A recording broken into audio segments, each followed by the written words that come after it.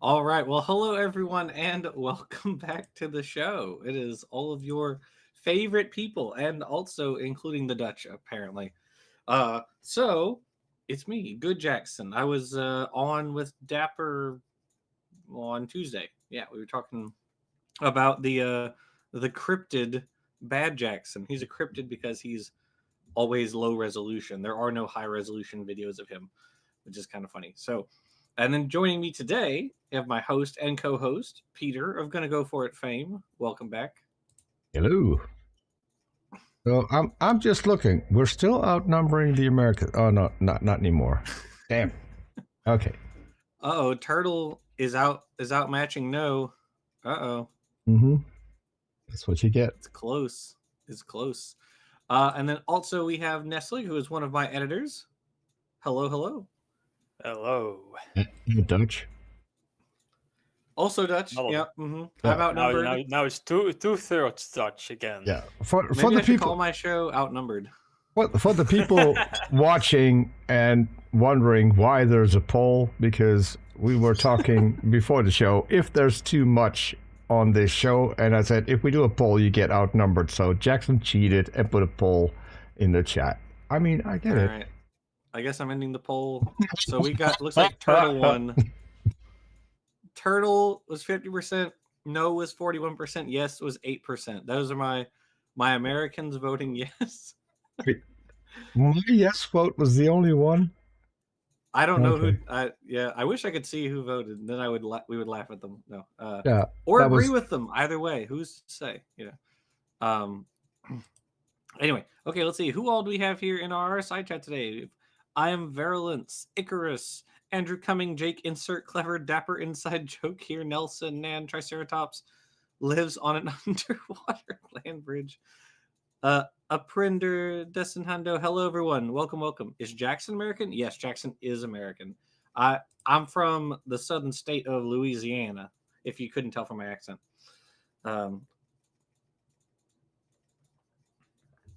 yep, American. Let's see.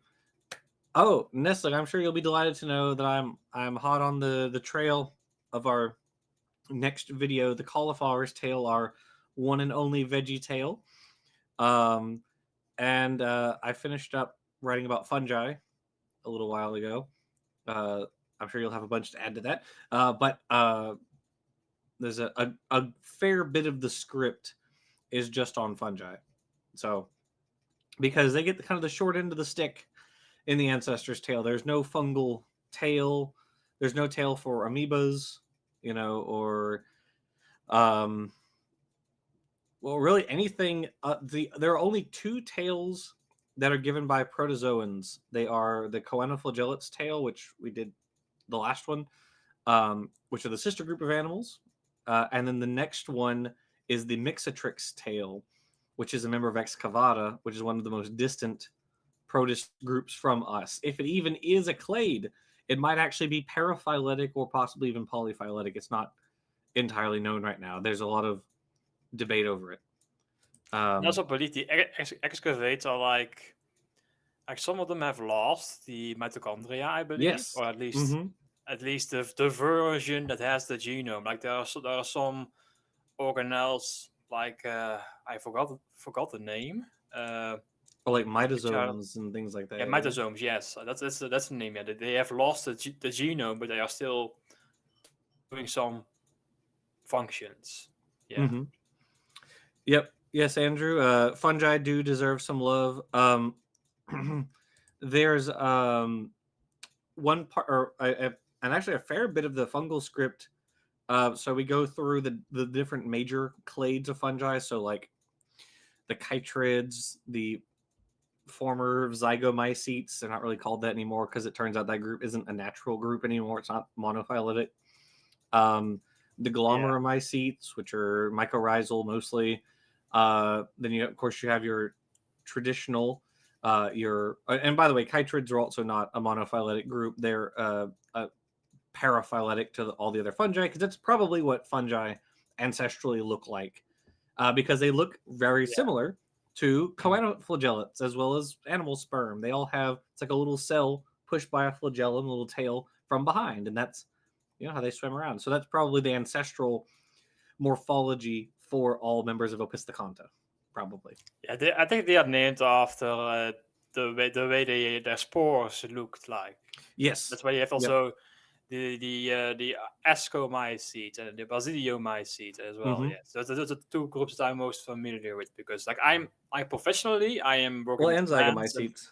Yeah, I'm myself. I'm working with plants, and then so I was obligated to learn a little bit about the fungi, especially those that are very important agriculturally speaking. Yeah. Yeah, zygomycetes. I'm not sure about agriculture other than to the extent that they grow on your moldy bread. So things like rhizopus is a little zygomycete. If you get like that little black mold that you guys see on your bread, once it gets a bit old, that's probably rhizopus. It's not gonna hurt you. What kind of bread are Americans eating? Because we don't see that on our bread in the Netherlands. When it gets old, you don't get mold on your bread. We don't have old bread that we eat and see things on it. I mean, well, America does consume like 25% of the world's resources. So, and then waste Jackson, a fair percentage of that. So I have lost all faith in America. Isn't YouTube American? You finally lost all faith in America? Yes. Welcome to the party. I mean, yeah, but we use YouTube, but that seems to be American now too. I mean, you held a poll. Turtle 50%, no 41%, yes 8%. And I What? mean, so 50 plus 41 plus 8. How much is that? Oh, I see what you mean. Yeah, that is kind of funny, isn't it? I mean, yeah, you're right. Well, there's 1% that just decided not to vote. They declined to vote, I guess. I don't know. 1% is donated to the Trump administration because they run out of money. Yeah. But yeah, so the someone just mentioned, how much does Mucoromycota encompass? Well, that's one of the zygomycetes. There's Zoopagomycotina or mycota, and then Mucoromycota. Those are the two zygomycetes. So the cool and fun thing about chytrids, even though they're not a natural group, zygomycetes, ascomycetes, and basidiomycetes, is their name tells you exactly what they do, with their spores, right? And also their sexual structures. So chytrids are the flagellated spores. The zygomycetes, what do? They form a zygote. The hyphae come together, they form a zygote, and then you get your spore producing, your zygosporangia, your spore producing structures from that. Really easy to remember, makes perfect sense. That's why I like the term zygomycete. Makes perfect sense. You know what you're talking about. It's a name based on a characteristic, whereas Mucoromycota is a name based on one of the genera. Actually, I believe Mucor was the first microorganism to be described, if I remember correctly. I believe it was. But yeah, like that kind of sucks as a name, because it's just like it's like when it's like when you go down the list, you're like, oh, it's in hominidae, hominine, hominina, homo. It's just like it's the same all the way down. It's like, that doesn't tell me anything. Almost sounds like you're rapping, like all those names. Then Ascomycota, also super easy, tells you that they have an ascus in which the spores form, the ascospores, super easy. And then Basidiomycota, you have a basidium, your mushroom or your chanterelle or your whatever, your puffball, and then those are, so the basidium has the basidiospores, really easy to remember, makes a lot of sense. And then the rest, it just like, don't even bother trying to remember. I mean, there are other groups that we like mention, like Blastocladiomycota, but like that's just another like a chytrid group that's not a chytrid, but like, yeah, it's whatever. And then we talk about prototaxides, and what the heck is that? Because I didn't realize there was so much debate over Icarus, you don't think mold is fun? I think mold is quite fun. We started a fungal tangent. Well, anyway, the point is, we're talking about fungi a lot in the next video, because we're leaving the Choanozoa, so Choanoflagellata plus Animalia or Metazoa, whichever one you want to call it. So it's those two. Then the next group is your Philisteria, the Nyctiosporia, then wherever Corallicytrium goes, and Sisymonas, and then your fungi, and then Do you also mention the water molds, the oomycetes? yeah, but they're in a different group, aren't they? Oh, Yes, because they were used to be considered to be true fungi, and they Oh, are. yeah, and that's what they are. That's what they are called, SARs. water molds. Yeah. Yeah, they're SAR group. So yeah, we'll get them as a. No, I don't think mold is fun, guy. Haha. Apusomonads, Breviatea, which are weird groups. We're like not really sure where they go. Amoebozoa, so the true amoebas, they're in our lineage. Are it used to be called Uniconta, but it turns out that like being biflagellate is the ground state for eukaryotes. They were biflagellate first, and then our lineage lost one flagellum, and so the Opisthocanta represent that lineage that has lost one of the flagellum, or one of the flagella. Amoebozoans are kind of weird in that like some of them have no flagella at all, some of them have only one, and some have both. It's really weird. They kind of go around with that. And then it's like Ansera monadita, the Crumbs group. There's a bunch of other like protists that no one's ever heard of and no one cares about unless you're a zoologist or whatever. But anyway, so we'll talk about all of those, and then eventually we'll get to the plants, and then go through, give a very brief talk about plant evolution, and then we'll get to the cauliflower's tail, which is about the Kleiber law, which should be fun. So we'll be talking about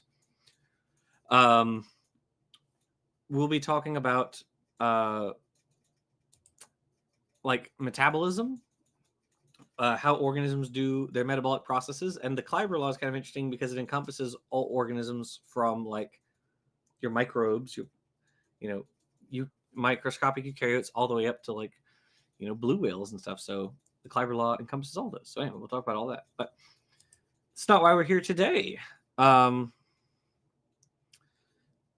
Protists in general do need to be covered more. Andrew, you are 100% correct on that. I couldn't agree more. Which is why they get one video just kidding. 2 videos from us. So Choanoflagellate's tail, the cauliflower's tail, and then the Mixotrix tail. We'll talk about excavata, and that'll be kind of it. That's all they really get from us. Sorry.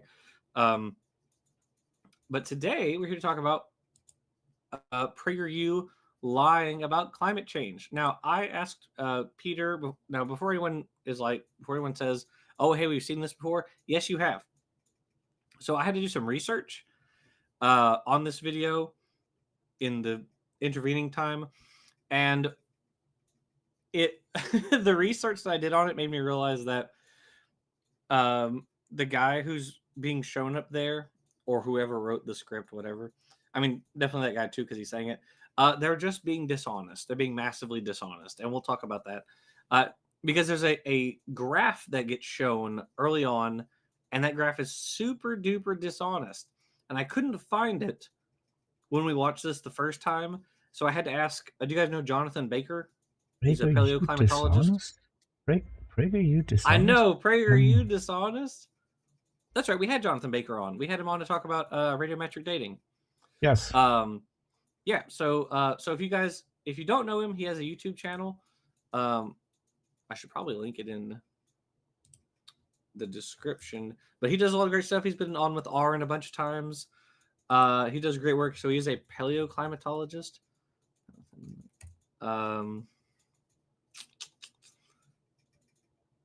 I'll have to link it in afterwards because I am not seeing it immediately. Anyway, okay, all right. Are we ready? Oh, no. I am. All right, let's didgeridoo this.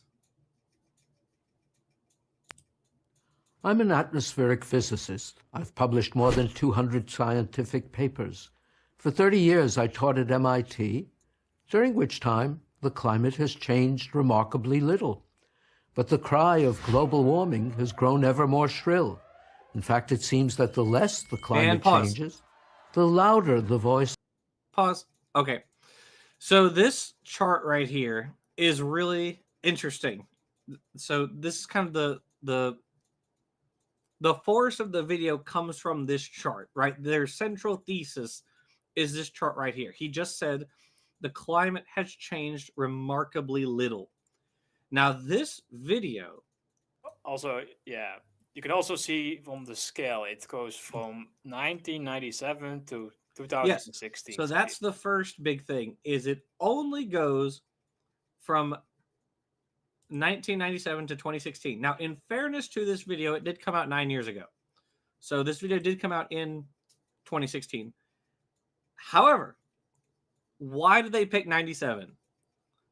Peter, would you mind putting up the first image that I sent you, please? Could you make it bigger for us, please? So that screen is the full screen for us. No, not me. The other one. I think for the viewers, there you it is. always see. Yeah, there it is. Yeah. Okay. Well, I get that. I couldn't see it really. It's up in the top corner and it's kind of hidden by my little powered by StreamYard thingy with my name. Okay, so all right. So if you look at the very far right of the graph, you can basically see the region that he refers to, and I forget the guy's name. Richard Lindzen. I don't know anything about him, but anyway, so he refers essentially to this little time period right here on the far right, this 1998 to 2012. But so the chart that I've pulled up here is actually a different one than the one that he uses. So the chart that he's using, I had to ask Jonathan Baker about it because he's the expert on this, and I am not an expert in any of this. So when I asked him about this, here's his response. I'll just read it to you. So he points out, so Dr. Baker points out that this graph is UAH remote sensing temperature for the lower or mid troposphere. So first, this is only one particular, the graph that Richard Lindzen is showing there is only one portion of the atmosphere. Well, why do they do that? Okay, so what they tried to do, of course, was they cherry picked a very specific time period, 97 to 2016, in which it looked like there was essentially no warming. And not just did they pick one very specific time period, they also picked one very specific region of the atmosphere. And actually, as it happens, Ted Cruz has used that exact graph to argue that climate change isn't real. Big surprise. So Dr. Baker said, the temperature corresponds to the atmosphere at or above 2,000 to 3,000 meters. The upper atmosphere is like the smallest heat reservoir in the whole climate system, and we know it's highly sensitive to tropical overturning associated with ENSO and the Atlantic Pacific modes, so it tends to be more spiky and doesn't fully reflect the whole climate system. And he said, if you care about monitoring global warming, look at the largest heat reservoirs, the ocean, ground, cryosphere, and surface layer of the atmosphere. None of them will show a flat line through this period. And then, of course, you guys can see that here in this chart that Peter's put up for us. You see that the time slice in question. You can see there is an upward trend, even in the time period in question. And then Dr. Baker says, hence, it's like trying to tell me that Walmart is losing money because their revenue from tire sales flatlined over the last decade.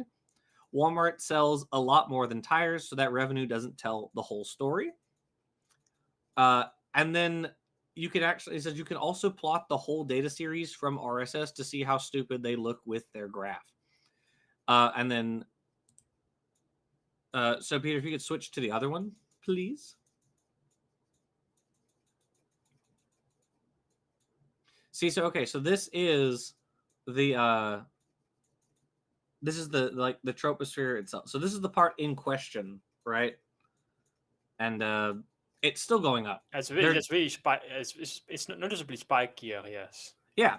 If you only look at the one part where they were looking, so 97 to 2016, it doesn't look particularly spiky, but then as you pull out more, you add more data from the past and more data from the future. Would you look at that, Nestle? It goes up. The graph go up. Is there a reason for this spikiness, or maybe it's the details are a bit too much to go over? Dr. Baker says it's because the troposphere is very sensitive to perturbations, basically. Or maybe if if you have a volcanic eruption, then it goes down or up. I'm not sure. Yeah. Yeah. So I assume ENSO is El Nino Southern Oscillation. So basically, it's sensitive to to like these major events like volcanic eruptions, El Nino, things like that. And so even using their graph, it still goes up. They only wanted to show that one teensy tiny slice because it looks like from that one slice that the temperature has been stable. But of course, that's dishonest. Now, obviously, they didn't have this future data that we do now, but they had past data. They could have used more data from the past, but they intentionally chose not to. They did that on purpose. Yeah, and if you can do the same thing for almost any 10-year period. Like if you took the period from 1980 to 1990, you can also see like, oh, it's almost level, but yeah. No. Oh, Peter, if you could go back to the other one, please, for a moment. So if you look at some of these like decades, so like see where it says 15-year trend, 1942 to 56 on the bottom graph, it actually goes down a little bit. So could you imagine? I'm sure you could imagine the PragerU being like, look, climate, it's actually getting cooler, right? Or it's in cycles, right? So they point to like the 42 to 56 period, and then 56 to 70, they're like, look, it's stable. And then 1970, 1984, they go like, look, see, it kind of goes back up to where it was in the first place. So basically, the climate just kind of, it oscillates. It just goes back and forth, right? But that would be extreme cherry picking. That would not be there would not be a very fair way to look at the data. Very unfair. So but yeah, so I know everyone's so shocked that PragerU is cherry picking a tiny slice of data and then saying, look, there's no change. And of course, at this point, I should have added it, but I forgot to. I didn't think about it. We have ice cores now that go back thousands of years, right? So we can look at like year over year for the past thousands of years, and see how the temperature was much, much, much, much lower than it is today. It's like it's not even close. Remember, we should be heading for an ice age right now. The temperature should not be going up. It should be going down over time. Not this fast either. It should take a much longer time period. Okay, I think we've exhausted that point. I just wanted to point out that like when we first saw this, I couldn't find the graph, and I thought that was just because I couldn't find it. It turns out they are, intentionally lying about this graph. So big shock. Okay. Can I say something completely unrelated? Because you have basically triggered all my squirrels and they're all dancing in front of me right now. So you mentioned the atmosphere and you mentioned ice. I want to share something with the people here because it's just too cool not to try and see this. On Tuesday, I was walking my dog at 3 a.m. as I usually do. And I looked up and I live in a forest, so I can't see much. But we are in the time when you can observe Noctilucent clouds. Have you ever seen those, Jackson?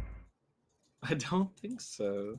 So what these are not clouds. They're ice crystals in the upper atmosphere, and you can only see these in specific regions on Earth as well, between Those 50 are pretty cool. and 70 degrees.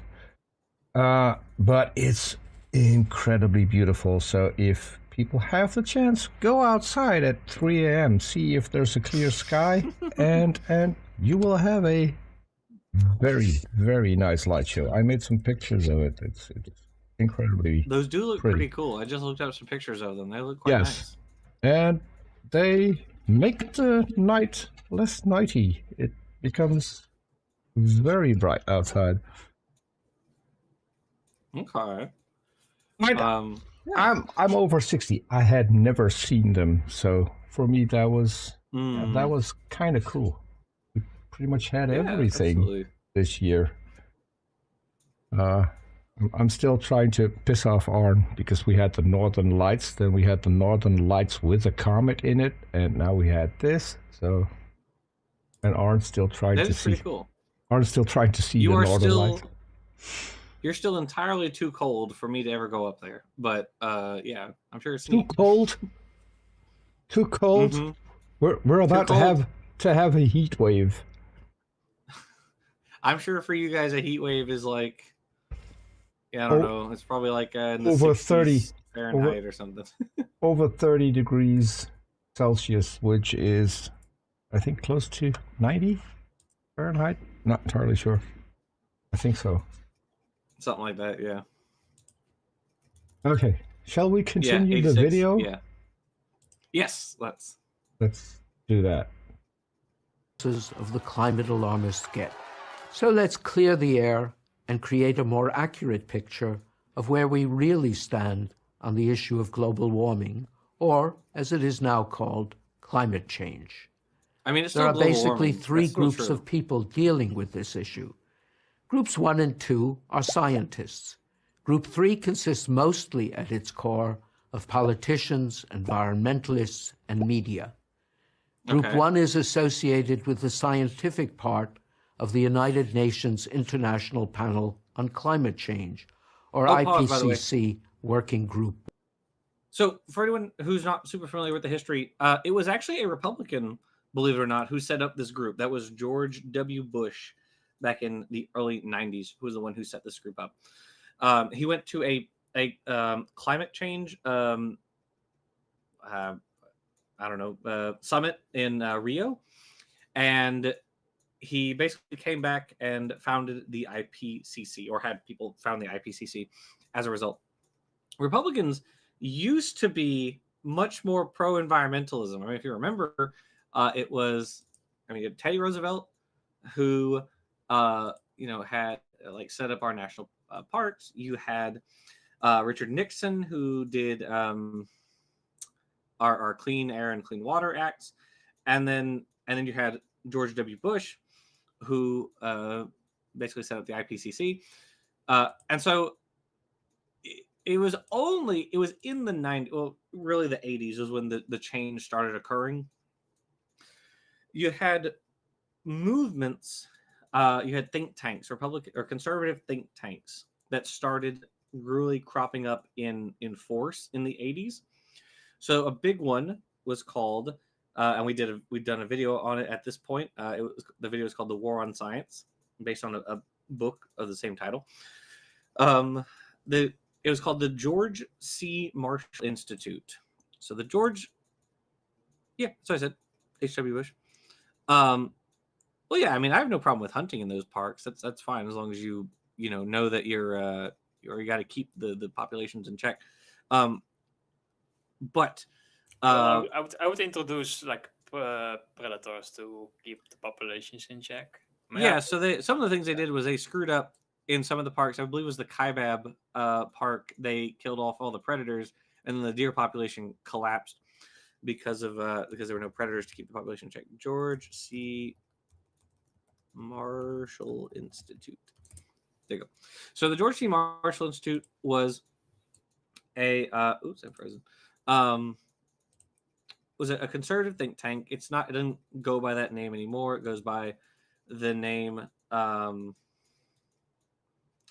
is it called now? It's called it's like the CO2 project or something like that. But basically it was started, so there were these three guys, these three physicists. I don't know what the deal with physicists is, but these three physicists got together. They were named Frederick Seitz, William Nierenberg, and Robert Jastrow, and the three of them founded this group. And there have been like psychological studies done on them by now. But essentially, they were really upset that a lot of funding was moved away from physics to other sciences like environmental sciences, because they got really popular, or very they became really popular is not the right word. They became like really well respected. They became very well respected during World War II and shortly thereafter, because they were involved in building weapons, right? So they were doing the physics for for building missiles and all that sort of stuff. So a lot of money was thrown at them during World War II and shortly thereafter. And then as time went on, more money got moved away from that sort of research and more towards like environmental research. And these guys were all fairly conservative. They hated anything that they considered socialist or communist because, of course, Cold War, right? And so they considered anything that was putting regulations on the free market. The CO2 Coalition. There you go. Thank you, Andrew Cumming. They decided that like anything that put regulations on the free market was bad, because that was going down the road towards communism, or the road to serfdom, to borrow not Mises, Hayek, to borrow Hayek's phrase, von Hayek. So these guys build this group, and then they started writing books and pamphlets and things. And one of their early works circulated among George H.W. Bush's cabinet, and it seemed that that's kind of what helped. So it was early 90s. So that seemed to help push back against the conservatives who were pro climate change initiatives in the 90s. And then kind of once you had that start happening, it was just kind of over for any sort of environmentalist conservatives, at least the mainstream ones. I'm sure there are environmentalist conservatives, but in terms of like the mainstream Republican Party, that movement basically died in the early 90s. And so from there, and of course, a lot of these guys are because money.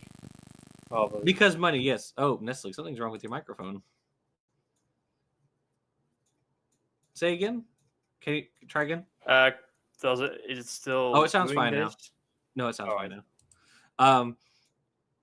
But so that group, I think they're all dead by now.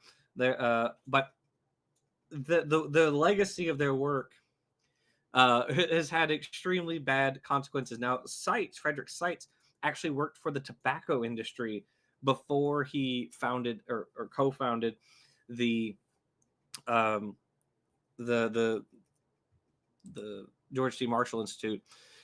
He was paid by the tobacco industry to help convince people that tobacco doesn't cause cancer. And the way he did this was they basically said, we're going to give you this money and you need to allocate it however you need to basically get people to believe that smoking doesn't cause cancer. And whether or not Seitz actually believed that smoking didn't cause cancer doesn't really matter. The fact of the matter is, he thought that if there were regulations on smoking, there were regulations on the free market, and that's the slide towards communism or socialism or what have you. And so he basically took the money and he said, okay, I'm going to give it to a bunch of medical groups, so different medical scientists. And what they're going to do is they're going to study cancer with it. So they're going to look at all the different ways that the environment causes cancer. And the point of that is if we can show that a lot of things in your environment cause cancer, then that kind of takes the heat off of us, right? Because who's to say it was the smoking that caused cancer? Don't you know that red meat also causes like colon cancer, and going outside, too much causes skin cancer, and blah blah blah. You guys get the point. So by doing that, he was trying to make people realize like, oh, there's all these other things that I'm still waiting on communism. There are all these other things that also cause cancer, and so who's to say that basically many wrongs make a right. Correct. Yeah, basically. Andrew Cummings says, I was going to say, was it purely because of their conservative ideology, or did industry interest also influence them? Both. I mean, those things are intertwined, right? So conservative ideology is pro-business, and business interests are going to make sure that they're able to continue onward, right? And the way that they're going to do that is they're going to have propaganda wings or personal relations campaigns, whatever you want to call them. And so it just so happens that Seitz, Nuremberg, and Jastrow were the arms of those propaganda wings, those campaigns, whatever. So basically, it was tobacco first, and then Jastrow defended Reagan's Star Wars initiative, which was idiotic. Nuremberg chaired 2 panels on one on climate change and one on I think it was acid rain. Which was really bad because he helped basically convince the public, in spite of the data that was brought at this panel, he helped convince the public that anthropogenic acid rain, and anthropogenic climate change aren't really problems. Same with the hole in the ozone layer. That was another big problem. So basically, all these environmental issues, they were just totally opposed. Now, I would agree with Naomi Oreskes and Eric Conway that there is a deeper issue here, and that's free market fundamentalism. There was a belief in free market fundamentalism that drove all these guys, the Institute, that drove, I mean, not just them, all the other conservative think tanks too. But you can look further back in time. You can look at the Chicago School of Economics that helped basically bring libertarianism to the Republican Party. You can look at earlier still the National Association of Manufacturers, which has lied on innumerable fronts about the like harms that factories do and things like that. The National Electric Light Association, they lied about getting subsidies from the government to build more electric lines in rural and poor urban areas. You go back even further than that. You can go into the 1890s. You can look at the Rockefellers and talk about how they hired Ivy Ledbetter Lee to basically salvage their reputation after the Ludlow massacre, in which they killed or they hired the National Guard, which killed a bunch of strikers. Like, business interests. I'm so sorry. I sound, forgive me if I sound a bit anti-capitalist here or what have you. I'm not anti-capitalist. I'm just pointing out that there is an incentive of businesses to maintain their capital, and the way that they do that is they have propaganda. I mean, that's just what it is. Like, I mean, if they can get regardless what your opinion is about right, capitalism, if they can get away with it, they will do it because it makes them money. That's right. Just it. Yeah, absolutely, 100%. Electric Light Orchestra. No, the National. I mean, that is funny. National Electric Light Association. There you go. NELA. Anyway, Naomi Oreskes and Eric Conway wrote a really good book on it. Naomi Oreskes and Eric Conway. It's called The Big Myth. It's about the myth of free market fundamentalism. So the idea that free markets are the most efficient markets. They aren't. I was actually just reading something the other day, and this will we're gonna have Josh Bowen on, Dr. Josh Bowen on at some point to talk about slavery in the Old Testament, things like that. But what was one of the things that drove me to that was I've been reading a lot about neo-Confederates recently, and there's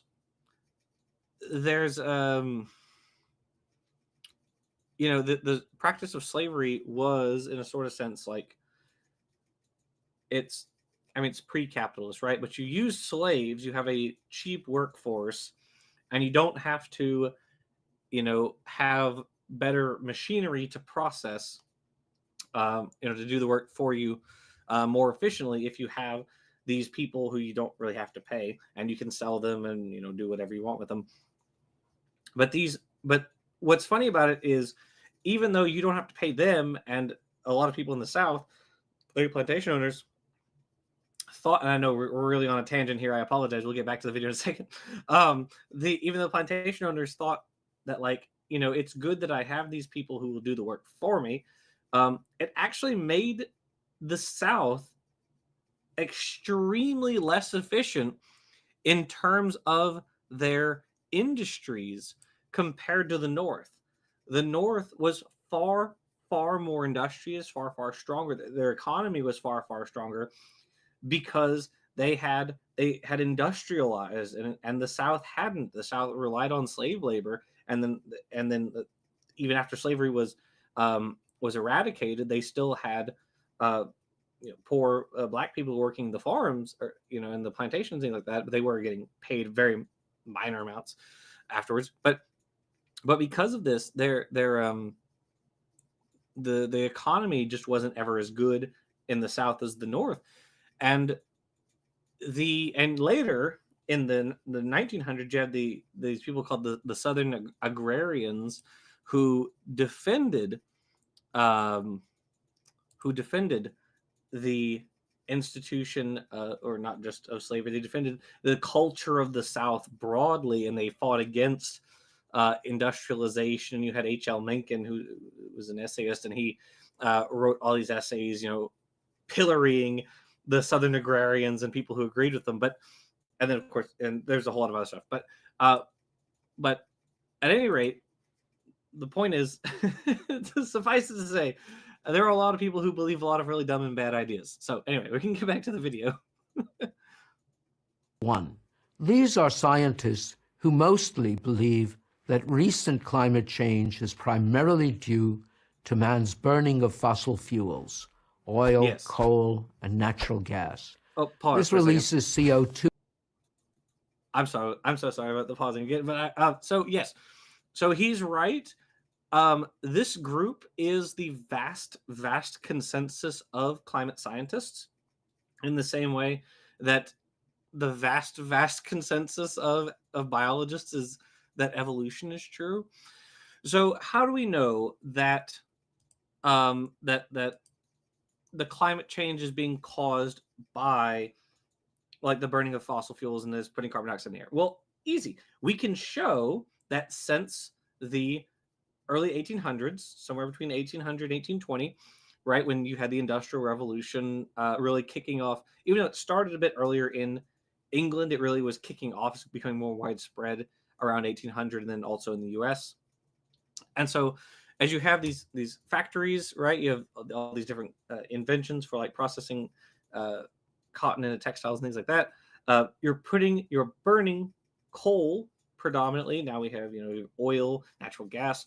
And so we're burning these things, and you have to remember where these things came from in the first place, right?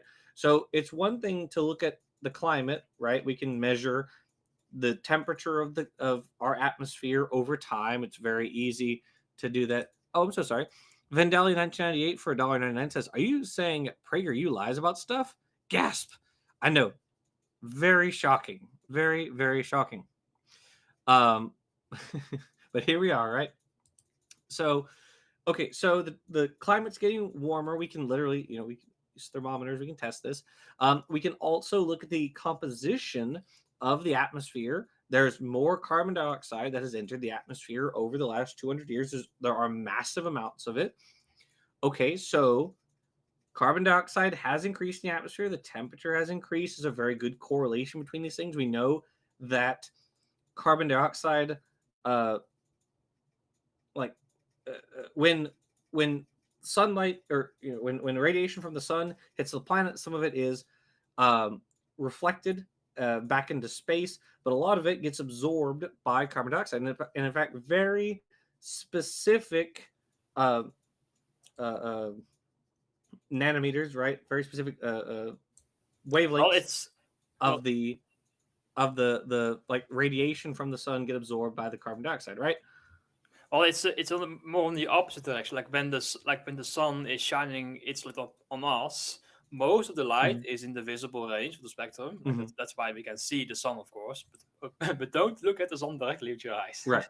but still, most of the light is in the visible range. But when it hits the ground, and then the ground heats up, it absorbs all the energy. But then when the ground is then emitting the heat back into space as infrared radiation, then that's when the CO2 and other greenhouse gases do the job. They are not these gases are transparent to the visible light, but they are non-transparent to the infrared light. So they absorb it, and then they hold on to that energy for a longer period of time.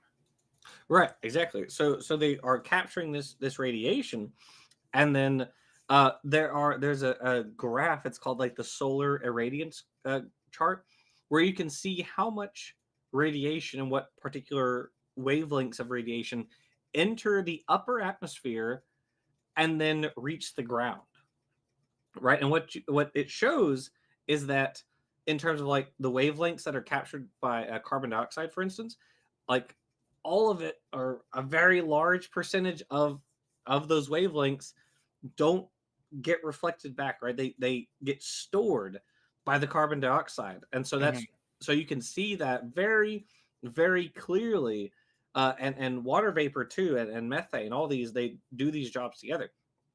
And so then you have to ask, okay, well, if that's the case, which we know from physics that it is, how do we know that the increasing amounts of carbon dioxide and other greenhouse gases in the atmosphere are in fact responsible, or that they came from the fossil fuels that we burned?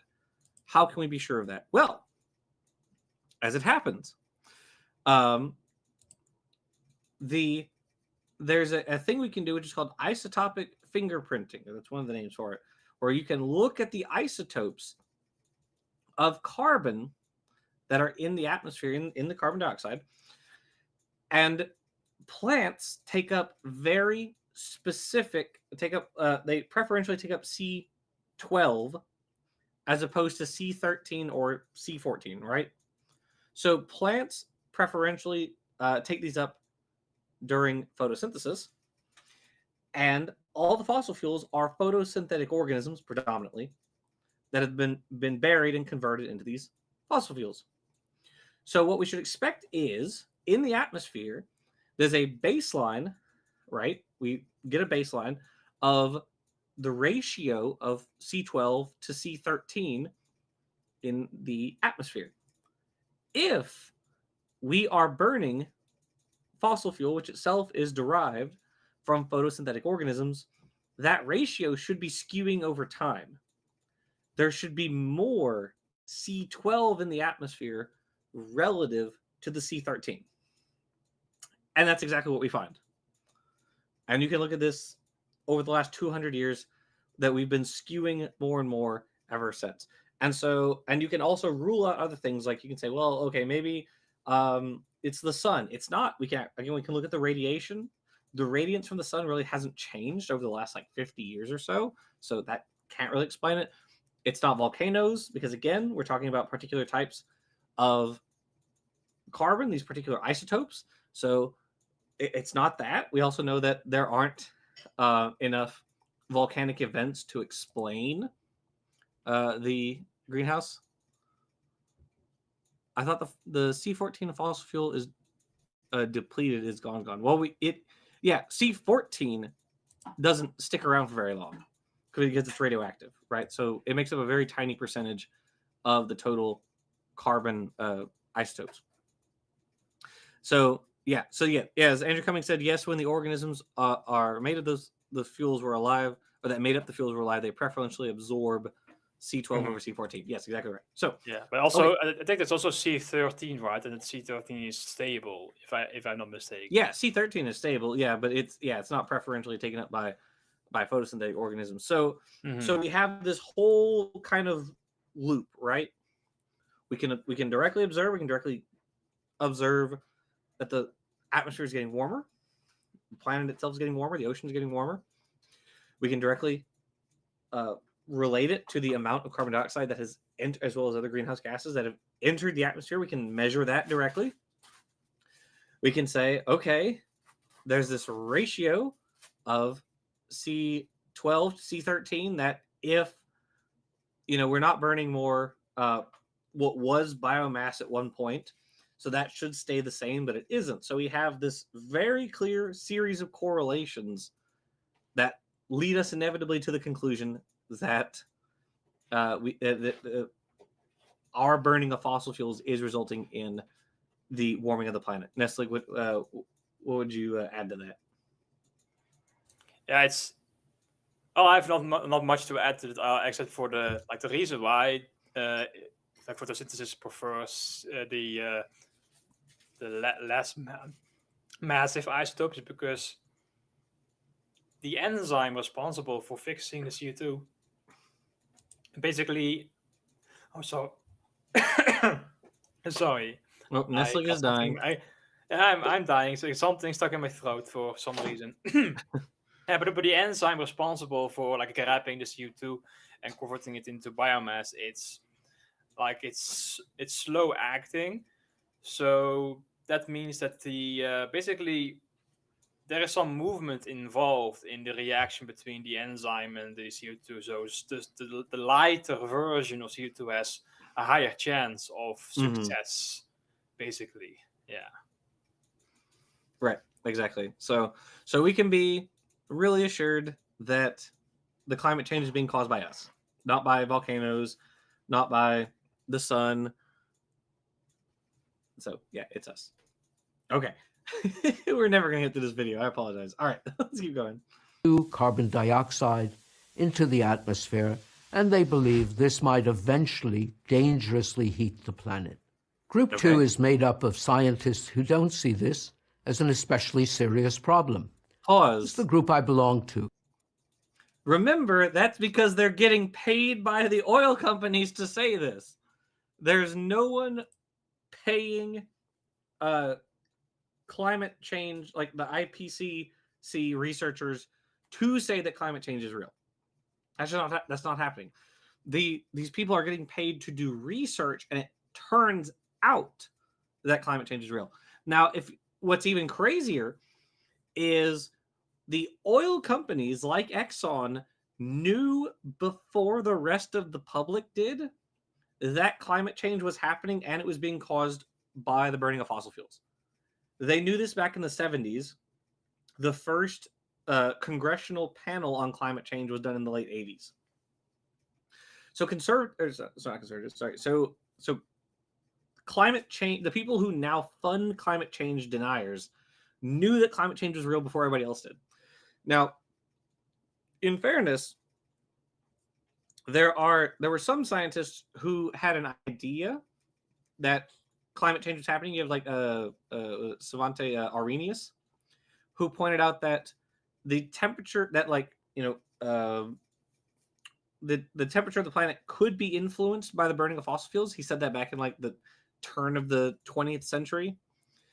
And that was just kind of an idea that he had, but nobody had really systematically tested it yet. No one would for decades more. But these ideas were around. They were around for quite a while before then. And so now Lindzen, they have themselves as he's just a little scientist. He is of the same caliber in terms of his belief about climate change as creationists are about evolution. Now you can say, many of Group 2 aren't climate scientists anyways. That's very true. Yes, Andrew. Now you can say, right, oh, well, so-and-so is a creationist and they did good work. I'm not denying that. There are lots of creationists who contributed all sorts of work, but they're still cranks in the sense of when they talk about evolution, for instance. So Oh, I always forget the name of the guy who Ken Ham brings up to talk about the MRI. He was one of the founders of the MRI machine. I forget his name. Anyway, or John Sanford, the genetic entropy doofus. He was one of the people who made the gene gun. That's cool. That's really neat that they did that. So him being creationist doesn't make the actual work that he did go away, but it does make him a crank with regard to evolution, and a liar. Frankly, he's just a liar. Lindzen's in that same group. He said he's authored over 200 papers. I don't doubt that. And they're probably fine papers on like atmospheric chemistry or physics or whatever. That's fine. But when he says climate change isn't real, he's being a crank. He's going against the consensus. And the data he used at the start of this video was deceptive. It was intentionally deceptive.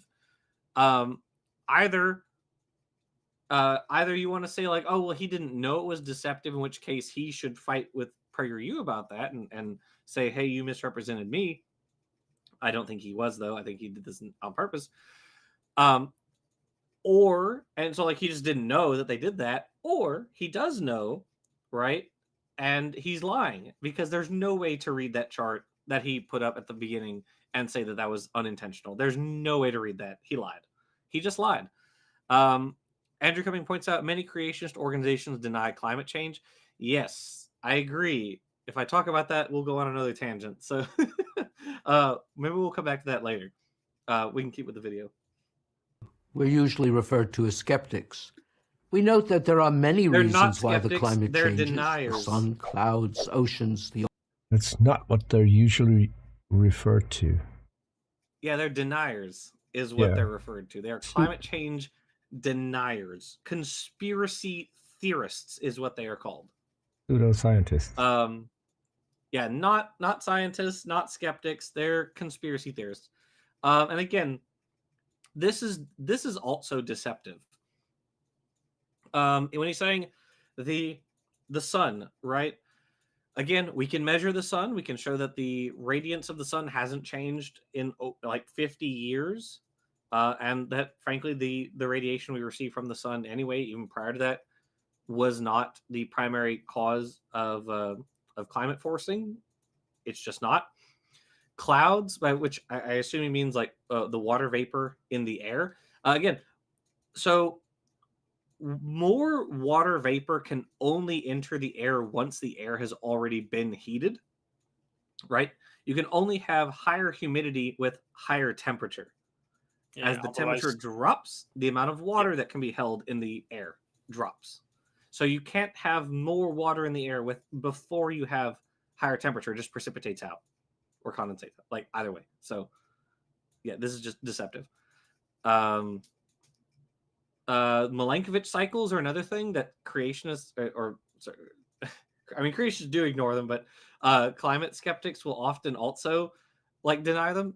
It's basically the there's like the eccentricity, the ellipsoidal like nature of the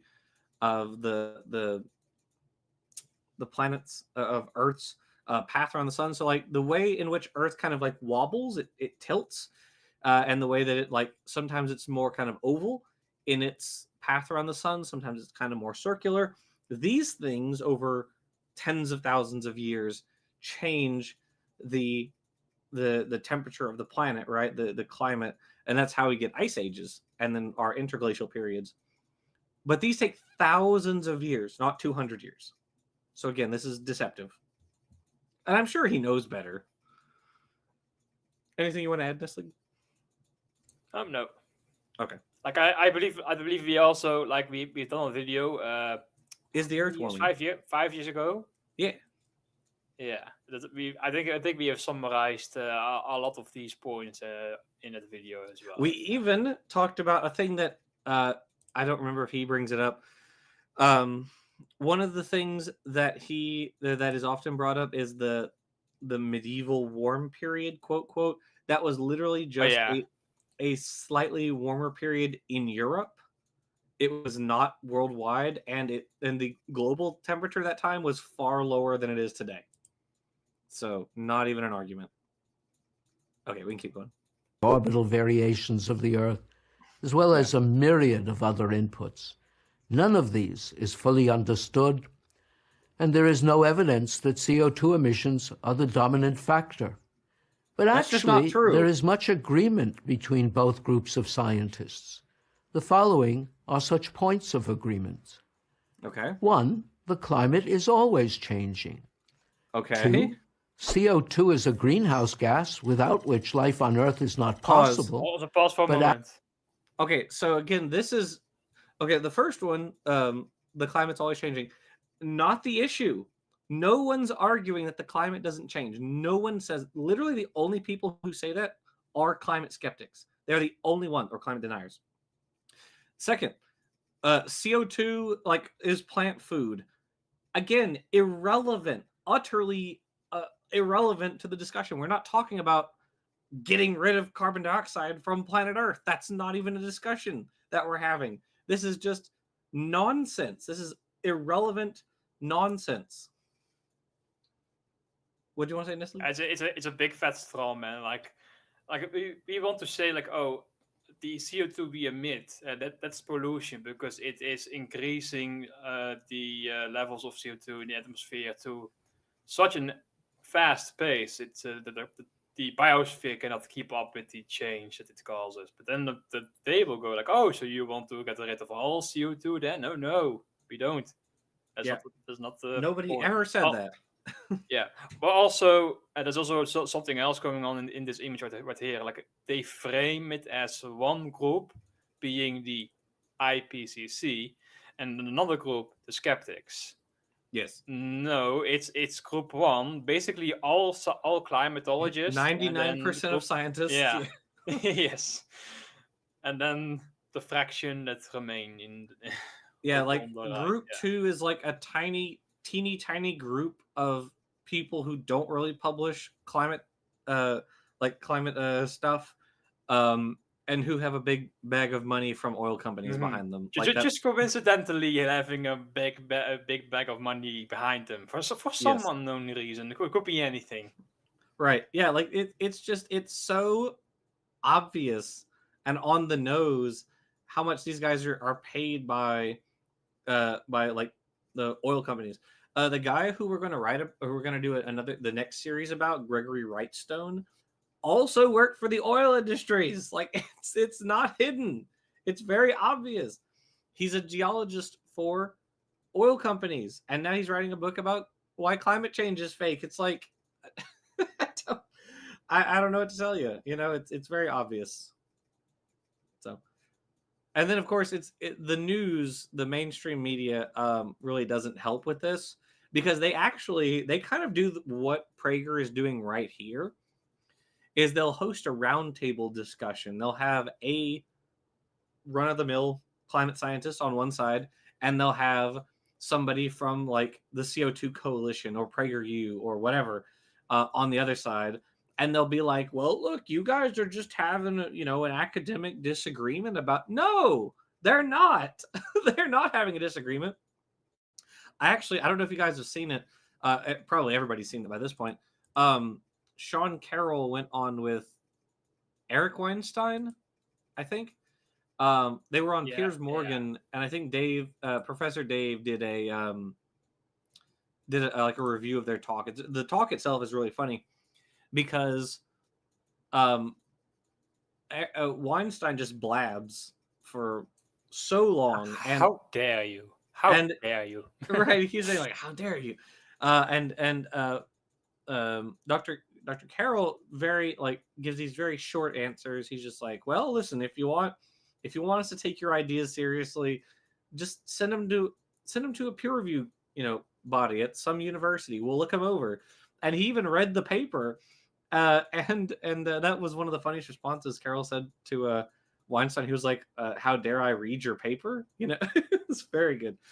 But anyway, what Piers is doing with that is he's putting these two guys on par with each other when they're not. Weinstein is a crank conspiracy theorist, so is his brother. And Sean Carroll is an actual physicist who does actual work in the field. These two are not the same. They're not anywhere close. So, anyway. Adding it to the atmosphere should lead to some warming. 3. Atmospheric levels of CO2 have been increasing since the end of the Little Ice Age in the 19th century. Wait, pause. 4. That was a very intriguing way to frame the increase in CO2 since the end of the Little Ice Age, not since the start of the Industrial Revolution. Again, the Little It's Ice lying Age. by omission.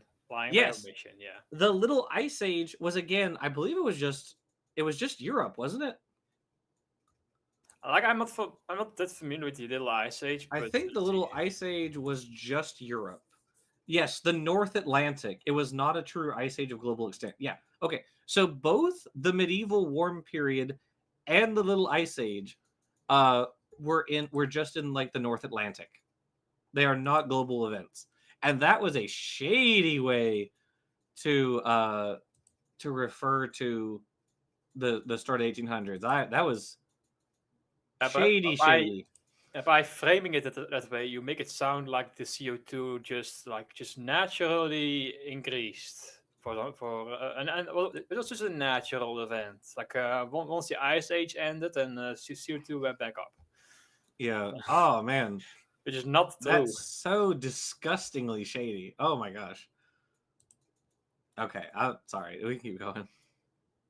Over this period, past 2 centuries, the global mean temperature has increased slightly and erratically by about 1.8 degrees Fahrenheit or 1 No big degree deal. Celsius. It's But fine. Don't only worry about since the 1960s have man's greenhouse emissions been sufficient to play a role. it. That's 5. just not Given the complexity of climate, no confident prediction about future global mean temperature or its impact can be made. I'll pause for a moment. The IPCC That comment about the 1960s that may have been true because like most of the CO2 we have emitted has been emitted since the 1960s. Like before the 1960s, of course we were emitting CO2 since the Industrial Revolution, but after like the middle of the 20th century, that's when things start to. Oh, I see what you're saying. Yeah, like it was like it was a much more minor impact. It was still an impact, but it was more minor. And then once we got to the 1960s, and it really ramped up. I see what you're saying. Yes. Yeah. Yes. Yeah. That just is again. It's just being very dishonest about the way that they're framing it. Number 5, no confident prediction about future global mean temperature or its impact can be made. That's, again, just not true. In our video that we did, Is the Earth Warming? We actually talked about a paper that reviewed multiple climate models, and they were largely correct. So it looked at, yes, please smash the like button, please. I can't remember what that paper was, but we cited it in that video. But it went over these different climate models, and it showed that they, by and large, got climate change right, like 20, 30 years later, whatever it was. We're right on track with a bunch of them. So this no confident prediction can be made. Like that's just wrong. Like we've already made predictions in like the 80s and the 90s about where we should be today, given continuing trends. And a lot of those papers got it right. They hit the nail on the head. So this just isn't true. And I think he was about to say like, and the IPCC agrees with us. That's actually the opposite of what. Let me rephrase. Hold on. So that's the opposite of what the scientists said on that. So when the IPCC was first founded, William Nierenberg, one of the physicists I talked about earlier, chaired that panel. And so there were like 5 ecologists, and then there were 2 economists who were part of this. And Nierenberg actually agreed with the economists. So the economists said, yeah, the temperature is going to increase, but we shouldn't worry about it. Whereas all the ecologists were like, the temperature is going to massively increase, and we should be worried about it. And Nierenberg agreed with the economists, and that the summary that they gave to to George H.W. Bush, that basically said we shouldn't worry about it. And that's what the press reported on, essentially. So the climate change, or the climate scientists got kind of kneecapped from the very beginning. So, okay, anyway. Acknowledged in its own 2007 report that, quote, the long-term prediction of future climate states is not possible, end quote. Most That was importantly, not the whole thing. That the was scenario Nuremberg, that the not burning of IPCC. fossil fuels leads to catastrophe isn't part of what either group asserts. So why are so many people worried, indeed panic-stricken, Well, let's pause about for a this second. issue? Okay, so remember, the point of this is when we burn these fossil fuels, right, that is warming the planet. With warming the planet, that is going to and is already affecting a variety of different environments in a variety of different ways. So it's not just temperature. The oceans are actually getting more acidic over time. There's a thing that is called the ocean acidification. So as there's more carbon dioxide in the atmosphere, more of that carbon dioxide dissolves into the ocean as carbonic acid, just proportionally speaking. And so that decreases the pH of the oceans. The effect that has is that it affects a lot of corals and clams and snails and all these organisms that have calcium carbonate shells, as well as phytoplankton. We get a lot of our oxygen from phytoplankton. Phytoplankton actually make up the majority of the oxygen output of the world. So when we heat up, sorry, not even necessarily heat up. So when we burn more fossil fuels, there's more carbon dioxide in the atmosphere, which means more carbon dioxide in the oceans, which means these are dissolving. Their shells are getting progressively thinner. And that's been documented again. You can go back to the 1800s, and they had much thicker shells. This is because of ocean acidification.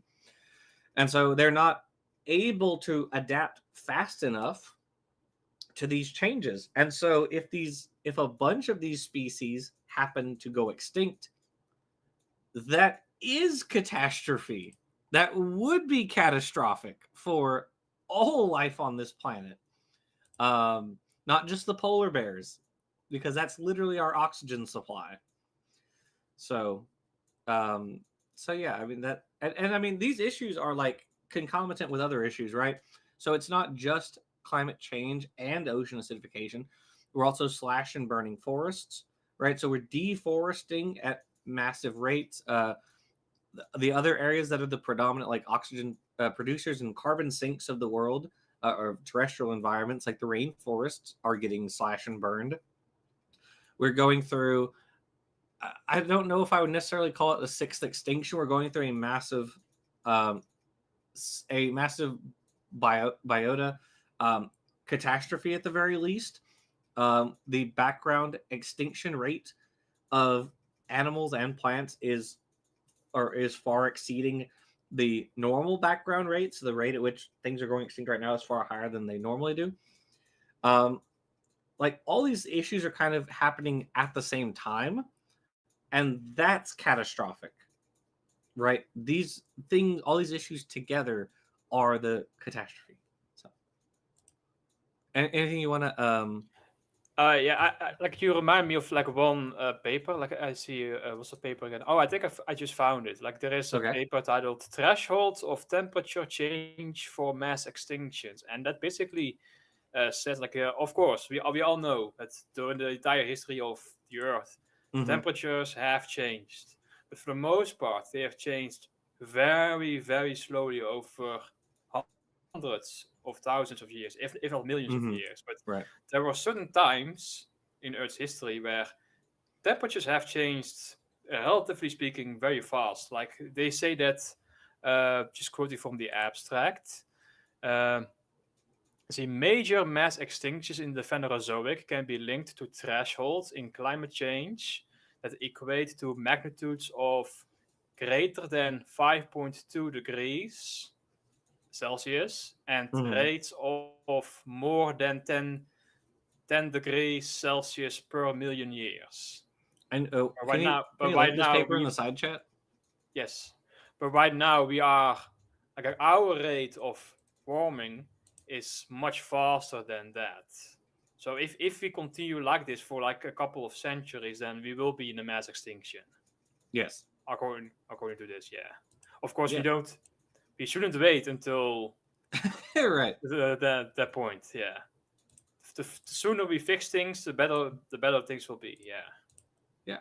So yeah. So this all sucks. Yeah. So there is cause for alarm, and it's not just because of the polar bears. It's because literally all life on this planet is in danger.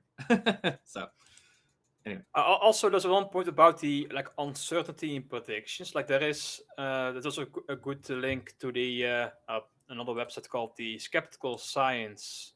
Oh yes, Website. great website. Yeah, great website. And that's the one page where they are discuss the details on how sensitive the climate is. Like there's a range of uncertainty regarding what a doubling of CO2 would have on the impact. Like most estimates, like most say that a doubling of CO2 will lead to a change in plus 2 degrees to 4.5 degrees, like a bit within that range. Of course, climate skeptics will say like, oh, if you cannot give an exact estimate, then it's all bunk, which is not true. There is like a range of high confidence, but there's still there's a range, but still high confidence within that range, nonetheless.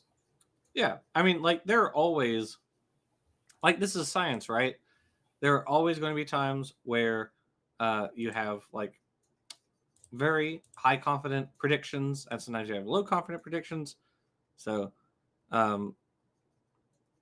Bibia 666 says, "I do not understand genetics much, but your series, The Ancestor's Tale, is nice. Bicep curl, thumbs up, clap, heart." Oh, I appreciate it, or we appreciate it. We put a lot of hard work over these last like 5 years into that series, so it's almost done. We're almost there, and then we can do climate change denialism. So, okay, we can keep going. Speaking about almost done, Jackson, we're okay about 80 minutes into the show. I think an hour and 20 minutes. You want to hazard a guess what you've covered so far? Well, this video is only like 5 minutes, isn't it? We have covered 3 minutes and 22 seconds. Yeah, baby. You know, I'm gonna change the title of this video, I think, because it's part one of many. Because I think I'll just call it like Richard Lindzen lies about climate change. I think because it's pretty much all just been about him. So, well, I mean, he's got PragerU proudly on his chest there, while looking very annoyed that he can't speak more. But that's true. But yeah, I mean, just thought I'd mention it. Or maybe like Richard Lindzen lies for PragerU about climate change. I might call it that, something like that. Okay, we can keep going.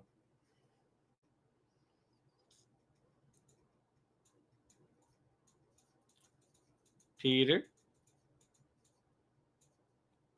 Here's where Group 3 comes in. The politicians, environmentalists, and media. Okay. Global warming alarmism provides them, more than any other issue, with the things they most want. For politicians, it's money and power. For environmentalists, it's money for their organizations and confirmation of their near religious devotion to the idea that man is a destructive force acting upon nature. Okay, and for the media, it's idea. Can you really blame them, though? I don't necessarily think that that's true, but I mean, since humans first arose on this planet, we've wiped out megafauna. Like everywhere we went, we wiped out the megafauna.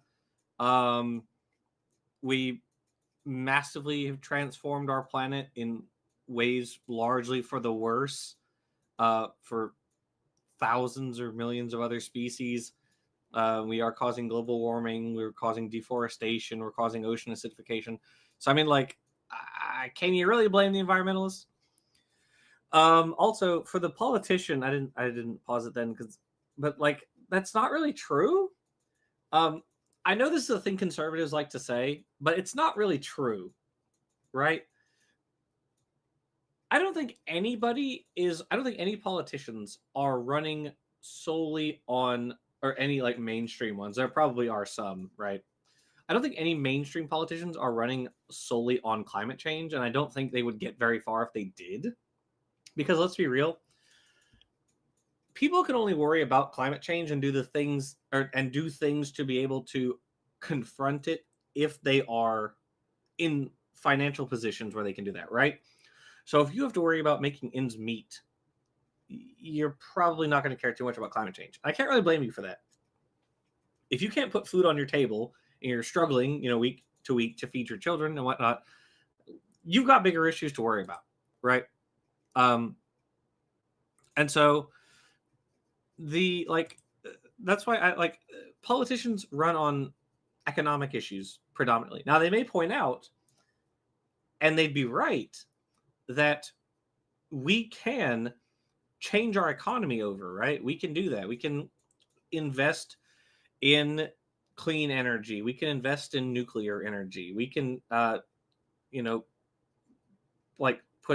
can stop manufacturers from building non-electric cars, and we can move the electricity production over to nuclear and renewable sources. We could do that. These are things we can do. It's entirely possible for us to do that. But like these are kind of, I think in some ways, unfortunately, kind of like second, third, fourth order issues. The number one issues that people tend to run on are like, what are our economic policies, right? So can people afford groceries? Can they afford to go to work? Can they find work? Do we have good foreign policy? Like, does everyone want to kill us? Those are the sorts of things people tend to care about, right? I don't think politicians are really getting very far on just doing climate change stuff. They can talk about it, certainly, and I think that's good. I think they should, but they're not getting very far with it. If they're making it their whole issue. And then what is this? Reporters are doing it for ideology? Is that what it is? Yeah, I was going to say we wiped out the megafauna only to end up with the magafauna, which is probably worse. It is definitely where we lost the mammoths, but we got a bad mega, trade indeed. Mm-hmm. Yes. Ideology, money, and headlines. Doomsday scenarios sell. Sorry. I do need to point out. Sorry. I do need to point out, I do have problems with both politicians and Greenpeace and also journalists, because they can spice things up to misleading proportions. But this is exactly what PragerU is guilty of. They are being funded by they are funded by the fossil fuel. Yeah, they get money from the Koch brother. Yeah, Koch there's only brothers, one yeah. now, but still, this is just blatant hypocrisy right here. They only mention the supposed biases of their opposition, while just completely ignoring all the biases that they have, because of course they have to. Yeah, of course. Moving on. Yeah. You know what's ironic? Hmm. Ideology, money, and headlines. That pretty much sums up PragerU. Yes, it does. Exactly. Yeah, I mean, yeah, they're getting funded by different conservative groups, different fossil fuel groups to spew this nonsense. The headlines are like they spread these videos. They put lots of money into making their videos ads. Sometimes they run on my own videos. I've opened up my videos to find PragerU videos, and that sucks. Mm-hmm. I don't like that. But yeah, so they're the ones doing headlines and pushing ideology too. So yeah, this is just whataboutism basically. Meanwhile, over the last decade, Scientists outside of climate physics have jumped on the bandwagon, publishing papers blaming global warming for everything from acne to the Syrian civil war. And We'll pause for a second. Yeah. Okay, so I don't know about the scientists- acne one, but Scientists outside of global war. I mean, well, he said scientists outside of It's- climate physics, but I don't think that's true either. I'm willing to bet if I look up, let's do it right now. Global warming physics. I would guess that maybe like since people Oh, are wait a sweating second. more, sweating Hold on more a minute. because I have a book. I'm sorry, I'm taking my headphones off for 1 second. Hold on. Here it is. like I have a book by Lawrence Krauss that is titled The Physics of Climate Change. Literally about physics. Like the just saying like, oh, well, if you're outside of the climate physics group, then you don't, then like that's the only reason you'd be a climate change person. Like, no, this is stupid. This is just nonsense. Screw that guy. But also I don't know about acne. I've not heard that one. That kind of sounds like, people say like, oh, dinosaurs like farted themselves to death or whatever. But in the case of the Syrian refugee crisis, what that refers to is the fact that there is a large degree of desertification that's going on Earth right now. And it's also happening in the American Southwest. So basically regions that had grasslands prior, right, where you could grow things, are becoming desert because it's getting hotter. It's kind of hard to grow things in a desert. I don't know if you've ever tried. Don't take my word for it. Go try it yourself. But it is a little difficult. So in places that are politically unstable, like Syria, for instance, and in Lebanon and those sorts of regions, I mean, there's a whole war going on in Israel-Palestine right now. These, in addition to the wars that are happening, right, when it's hard for people to grow food so they can't even take care of themselves, they're going to have to go elsewhere to do that, which is why there was a refugee crisis. And so, like, and there was a Syrian civil war too. So I mean, these issues kind of compound, right? It just like, yes, we blamed in part the Syrian refugee crisis. I'm sure the Syrian civil war also played a big role, but part of this was probably because of climatic changes that affected their daily lives. So yeah, I don't know. He's just acting like, oh, it's so crazy they would say that. It's like, it's not though. There's a reason, but he's not going to talk about it. So this is another instance of the just the shrimp threadmill thing. Like they Yes. see a thing and they Trans instantly mice. react like, oh, this is so ridiculous. But when you actually dig a little deeper, it's actually pretty interesting. yeah, there are reasons here. Yeah. Mm. crony capitalists have eagerly grabbed for the subsidies that governments have so lavishly provided.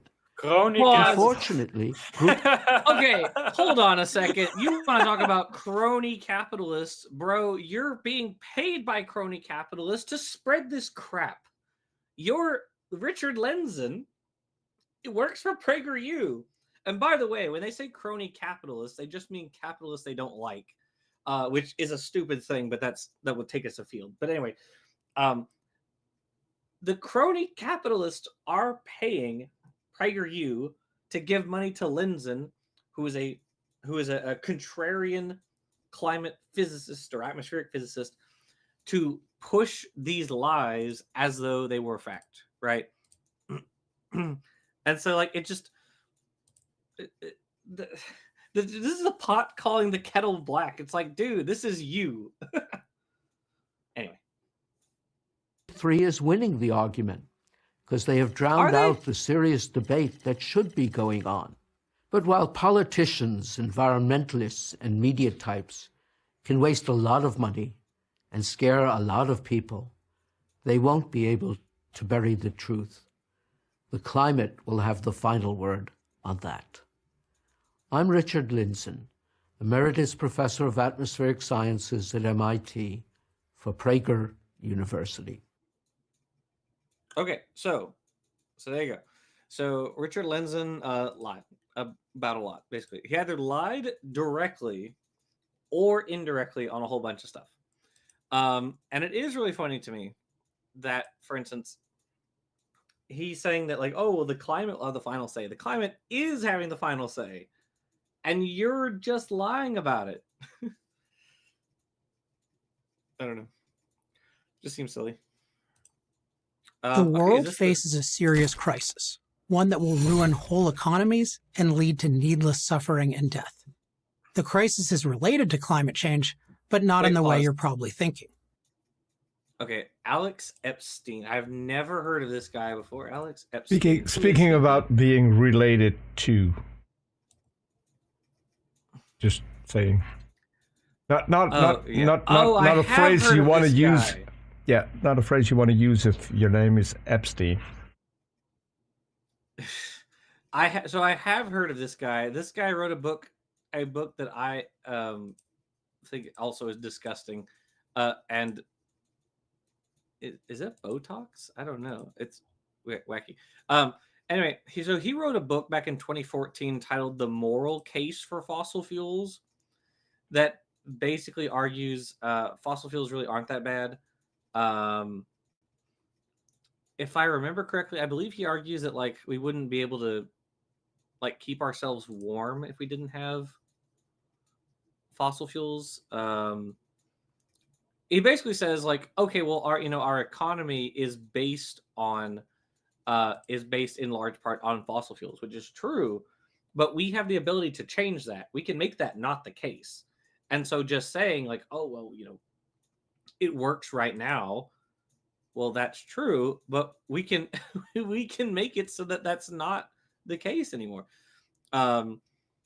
So in the book, he calls the idea that the majority of climate scientists agree that humans are causing climate change a fabrication. A foreign policy review of the book found that it doesn't engage with much of the relevant scientific context and paints a paranoid picture of a climate science that cannot be trusted.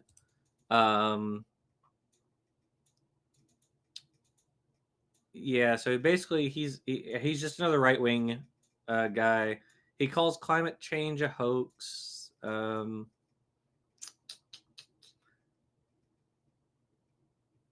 So his academic training is in philosophy, and he was apparently told by a Democrat from California on the Senate Environment and Public Works Committee. She said to him, "You are a philosopher, not a scientist, and I don't appreciate getting lectured by a philosopher about science." That's pretty cold.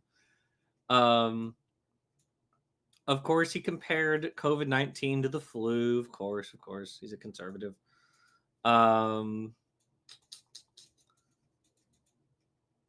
Yeah, I mean, it basically says fossil fuels are good for developing countries.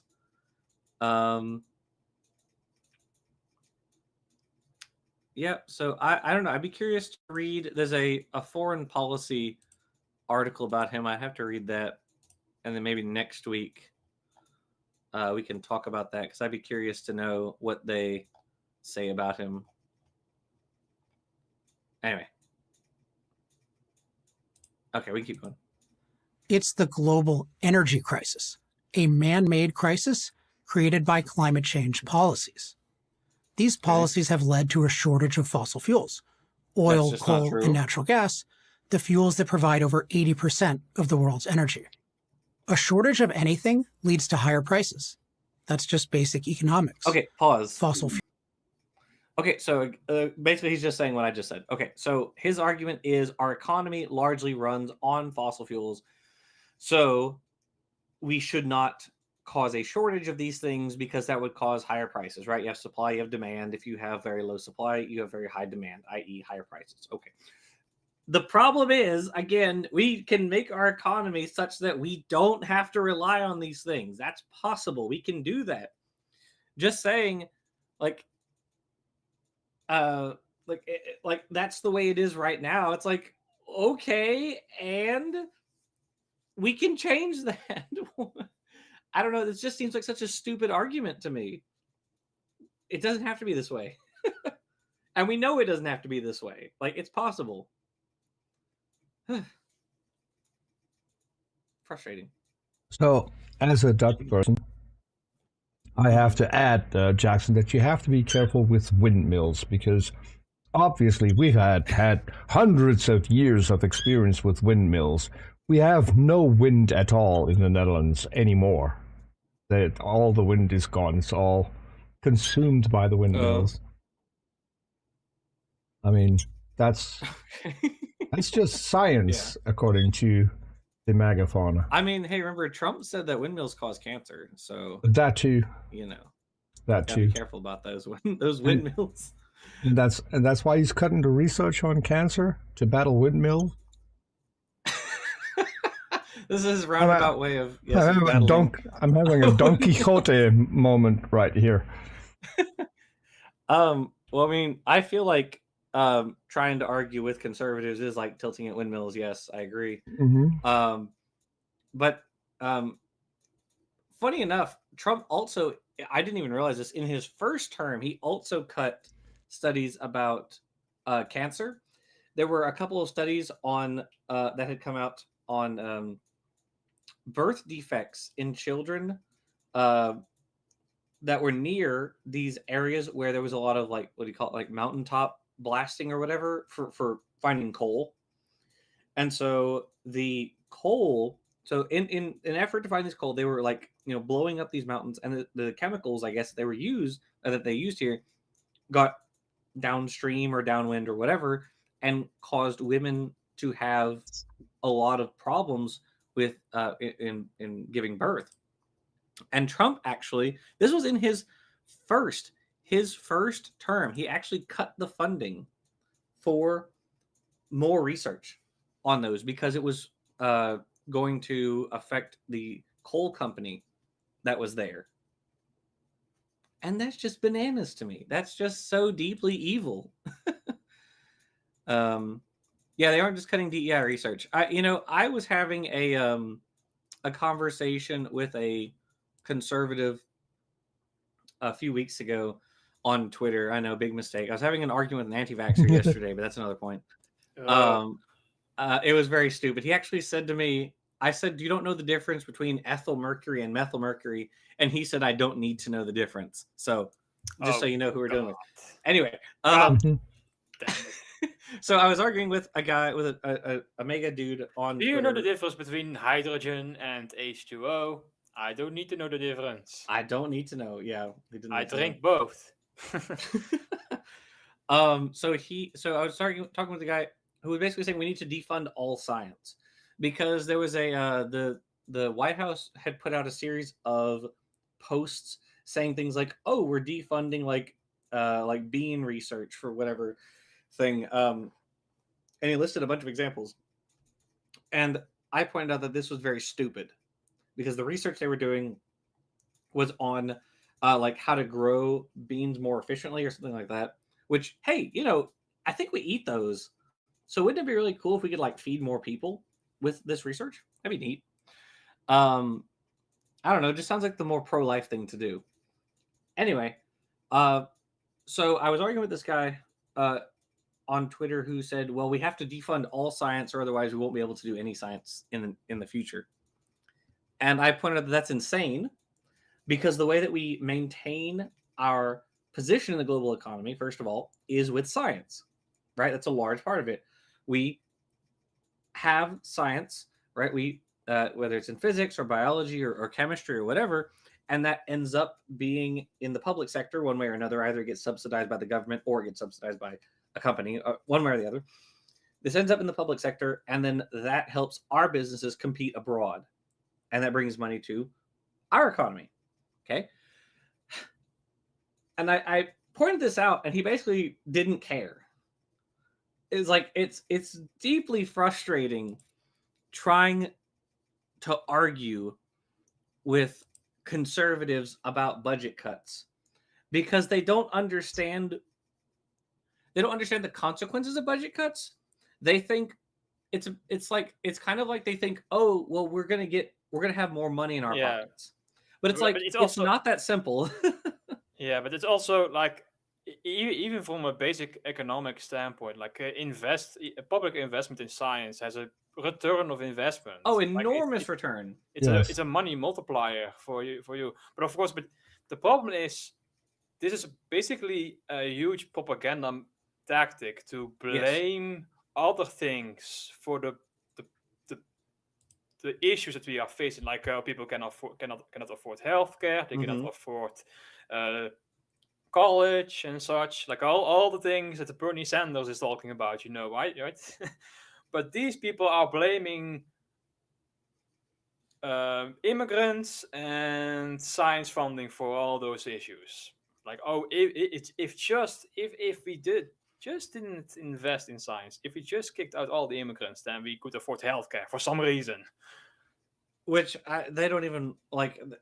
They think we shouldn't have public health care anyways, which is even funnier. But because in America, we don't like having public health care. We like dying penniless because you had to have a surgery. It's actually a favorite thing in America. You see, I know as Dutch people, you guys probably wouldn't understand, but in America, we love when we have to like become homeless. Lose all of our money because we had to get a life-saving surgery. We love that. That's our favorite thing. It's our signature move, actually. Jackson, I'm also afraid about the Dutch people because I mean we just saw Icarus post that we had a lot more sun when we didn't have all these solar panels. I need to have a word with him. But it's not just stealing all your sun. Yeah, it's not just the sun, because my unfinished journey said Dapper says that Dutch windmills grind up tulips to make tulip flour. Can you have a word with Dapper about that? I mean, listen. I've never been over there, so I can't speak for you guys. I don't know what you do. Your business is your business as far as I'm concerned. We use windmills to make land. That's it. That's what we use windmills for, predominantly. You don't do what China does? You don't like grind up the seafloor and like pack it into islands? No, we just make land. And yeah, global warming is going to take care of that, because the Holland is what? 6 to 7 feet below sea level? We're just like New Orleans, baby. Yeah, we're still on the good side of the country, so I'm not so worried. The good side. Yeah. Well, I'm sure you'll have beachfront property in the eventual future, Peter. Yeah, I mean, that's just gonna our property values are gonna skyrocket when that happens. That's true. That is true. Somebody pointed out, who was it? Somebody pointed out that actually renewables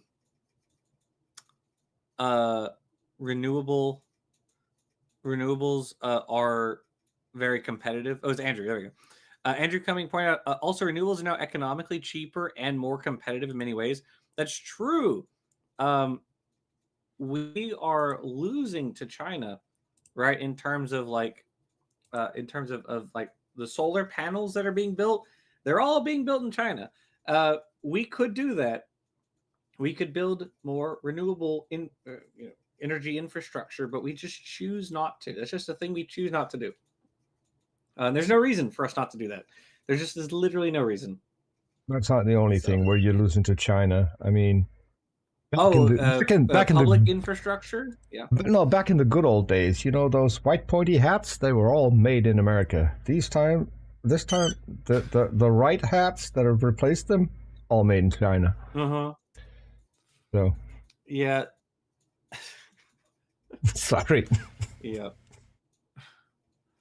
Okay. All right, keep going. Fuel shortages have led to higher energy prices.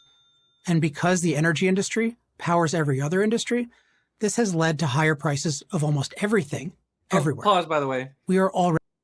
Sorry, I don't... Okay, so when was this video made? let's see, PragerU climate change. Hold on. When was this one made? Because hold on, is that this one? I'm sorry, give me 1 second to try to find. Nope, it's not that one. Let me try to find this video because I'm They should still here. all be in the 2 DMs years on ago. Twitter. Okay, so this one was made 2 years ago. Okay, so this video, this one that was made 2 years ago. With this one, so yes, prices were higher. Well, were they higher at that time? They would have gone down. Okay, so here, let's pause for a second. Okay, so I want you guys to think back about 5 years ago. Something really big happened about 5 years ago. Do we remember what that was? Anyone want to take a guess? Nestle, you want to have a guess? I blank out. I don't remember. It was COVID. COVID happened about 5 years ago. So the price, I don't know if you guys remember, but the price of gas during COVID was very, very low. Why was it very low? No one was going anywhere. You could get a cheap plane ticket to anywhere on Earth at the time because it was, assuming the country would let you in. It is also interesting to note that the price for oil sometimes went negative. The reason why is because when you have these oil rigs, they can't exactly, once they begin drawing up oil, they cannot stop. When they stop sucking up the oil, then something happens that is bad. So they have to keep it flowing, which means that they need to store it, or if they cannot sell it off. So that's why they were like, oh shit, we need to pay people to take our oil because nobody wants our oil anymore around this time, and that's why the price went negative for some time for the oil. Yeah, it was super cheap. It was I think at one point the price of gas here was $1.40, something like that, right? Super duper cheap. And but the price of oil, or the price of gas, I should say, the price of gas has gone back to normal basically. Well, the price of gas got quite expensive. It went up quite a bit when Biden first came into office, right? Because this was still during COVID. So you did have a high price, but it came down because Biden opened up more oil drilling, which I don't necessarily agree with, but we did. So as the demand came back, so there was a lot of supply because there was very little demand, right? So it was very cheap, and as people were returning to work, right, the demand was going back up and the supply was decreasing. And the supply was lagging behind, basically. Right, the supply was lagging behind, so we had to. So what Biden did was he opened up more lines of drilling via the I believe it was the Inflation Reduction Act, which wasn't technically about wasn't strictly about reducing inflation, but before I continue with that, my unfinished sock for $2. Don't steal money from science for fat cats. Like and share. Very true. Thank you. Well, this is actually, I think this is one big factor in inflation, right? Because if the price of the energy becomes more expensive, then almost everything gets to be more expensive. It propagates downwards to all other products as well.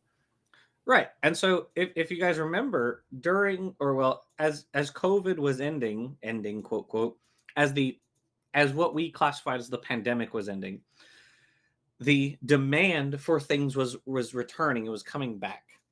But there was not enough supply to meet the demand that was happening. And there were a couple of reasons for that. One of the reasons was a lot of places laid off workers. So there weren't enough people working at docks to get stuff onto trucks and then those trucks. They have to rehire people, perhaps. Yes, you have to rehire people, or they had to rehire people working on boats. They had to rehire people on those trucks. They had to rehire people at grocery stores. And so, again, there was this stoppage, I guess, the blockage of these products. We couldn't get the products off the ships because there wasn't enough space at the docks. You couldn't dock the ships because there weren't enough workers. And so the price of everything went up because you had very high demand and very low supply. And so what the American Rescue Plan did not the American Rescue Plan, sorry, that was a different thing that Biden did. What the Inflation Reduction Act did in part was it opened up more lines of drilling so that we would have a greater supply. The supply would go back up to meet the demand, and therefore the demand would go down, right? Okay.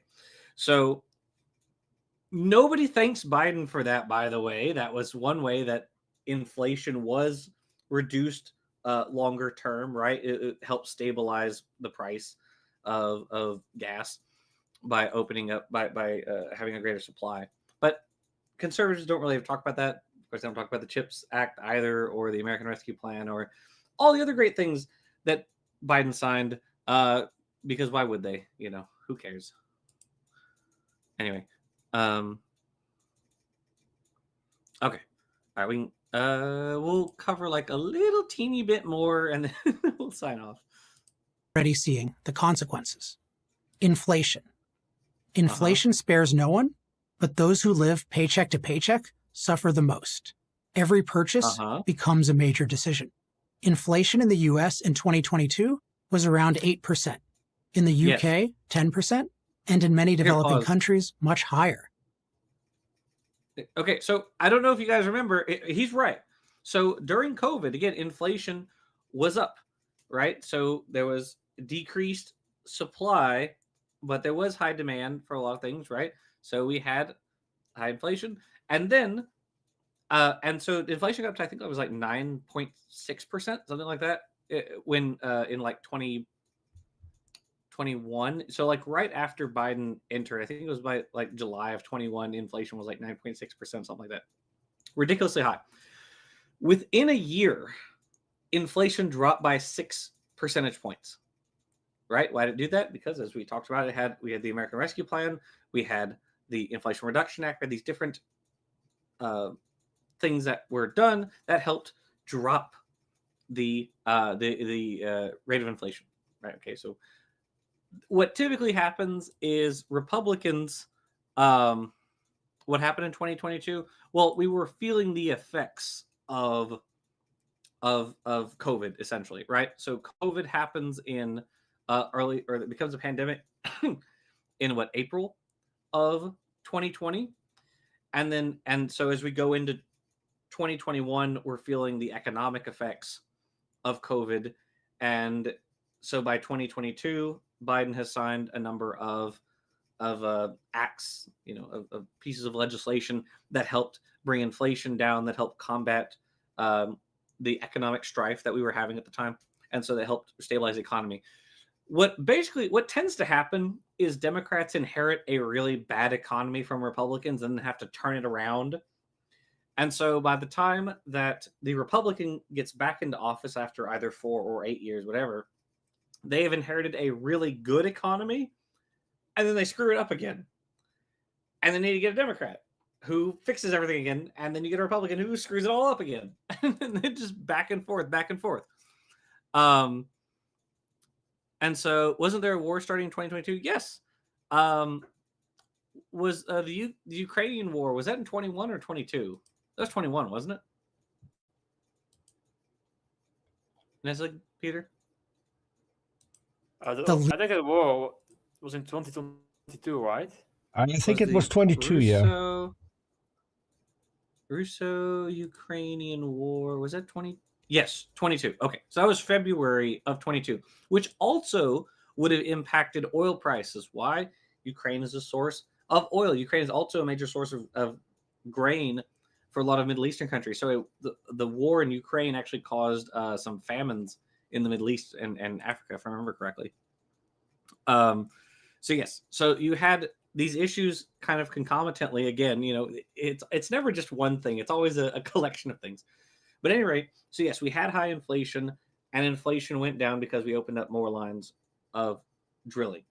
And again, Biden did it to curb inflation because he wanted people to be able, because again, like climate change is unfortunately like a second or third tier sort of issue. it's not a first order issue. I think it should be, but it's not. The economy is people being able to live day to day. That's a first order issue. They have to be able to live, to be able to worry about other things. And so that was Biden's first issue, was making sure that people can afford things. So inflation was high and inflation went down. Okay. I think that's where we're going to call it for now on this video.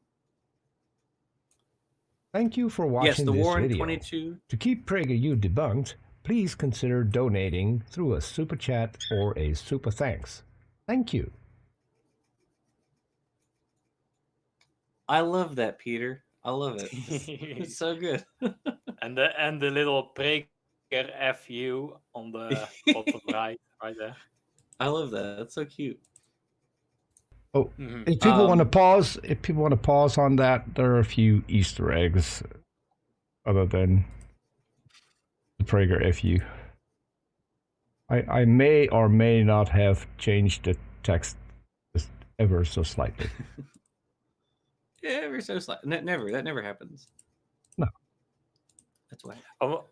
I can also announce that I'm almost finished up with my slides for the next Phytomaniacs chapter. So probably we will continue on with the photosynthesis discussion next week, if we are doing a show next week. Like sometimes maybe Jackson cannot, something busy, or maybe I'm busy. So next week is also possible. We will see. Yeah, we'll have to see. Maybe I'll have to. I think I may have a guest, or actually, well, let me see. I'm trying to get a couple of guests on. So we'll see. We'll see what happens with that, because I'm trying to get Dr. Josh Bowen on. We'll see when that happens. Dapper and I talked about having Inspiring Philosophy on to talk about the history of young Earth creationism, because he does a lot of that sort of stuff. So we'll see about that. I would love to get an American historian on to talk about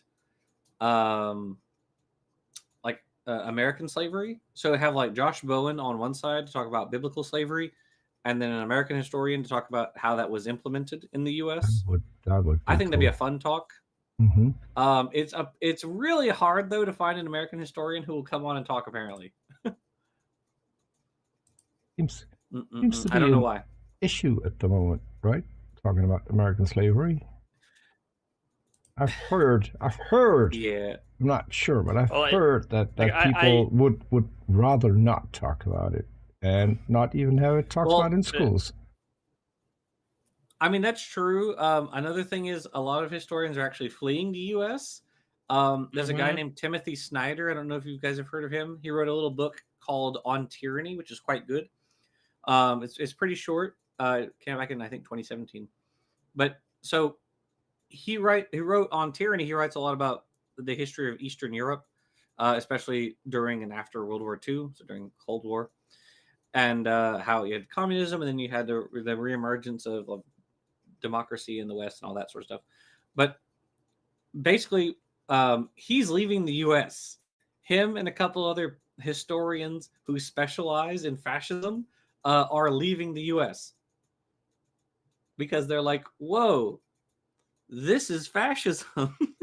Yes. There's a whole lot of fascism going on here. And so they are migrating to Canada, Icarus. It is true, yes. At the moment you said fascism, the fascist froze you. Yeah. But it was a very good freeze frame, I would say. It was Jackson smiling. I mean, that was a good freeze frame. Yeah. Well, all right. So we are past the hour. So thank you, Peter and Nestle. Thank you guys so much for being here. Anytime. And thank you, everybody, for watching in the live chat. I appreciate all of you. So have a wonderful evening, and we will probably see all of you next week. Bye, everybody.